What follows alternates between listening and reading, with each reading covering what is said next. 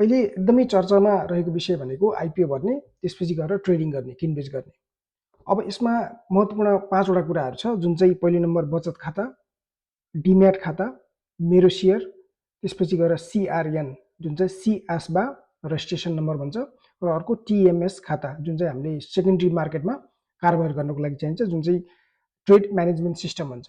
अब यो सबै कुराहरू अहिले नेपालको एउटै ब्याङ्कबाट यो सबै कुराहरू तपाईँहरूले गर्न सक्नुहुन्छ। ग्लोबल आइएमई ब्याङ्कले तपाईँले नेपालमा अथवा युएस, अस्ट्रेलिया, क्यानाडा अथवा कुनै पनि युरोपियन कन्ट्री जहाँबाट पनि अनलाइनमा कम्प्लिट अनलाइनमा भर्न सक्नुहुन्छ। तपाईँहरूले यो जुन 5 वटा अकाउन्टहरू छ यो सबै ग्लोबल आइएमई ब्याङ्कबाट सजिलैसित अनलाइनमा भर्न सक्नुहुन्छ। तपाईँहरू यदि सेयरको कारोबार गर्न चाहनुहुन्छ भने ग्लोबल आइएमई ब्याङ्कको वेबसाइटमा गएर आजै त्यो फर्म भर्नुहोस्। र यदि यो भिडियो मन पर्यो भने तपाईले लाइक पनि गर्न सक्नुहुन्छ, यता कतै बटन छ, र यो भिडियो पछिको लागि सेभ गर्नको लागि सेभमा गएर क्लिक गर्न सक्नुहुन्छ, र मन पर्यो भने सेयर पनि गर्न सक्नुहुन्छ। And I will see you in my next video. Thank you.